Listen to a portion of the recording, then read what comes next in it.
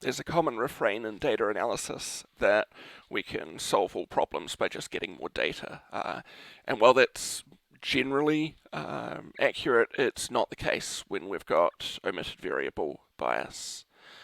So in our second version of this bias data set, we've got exactly the same setup as before, except now instead of 1,000 observations, we've got 2,000 generated in the exact same way.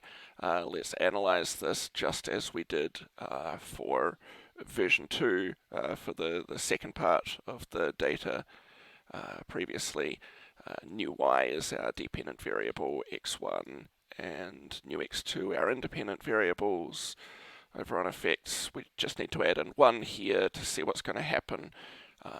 And we should see that we get the same bad effect on the parameter estimate as we did before.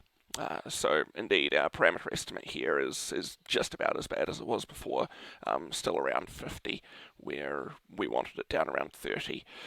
What this is showing is that this bias is not going to go away as we get more data. If it were going to get worse as we would add more data, get better as we added more data, we would see it by adding twice as much data.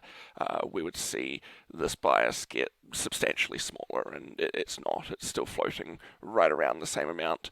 Our parameter estimate is still just about as bad as it was before. So this should be an indication to us that this is a problem that can't be fixed with more data.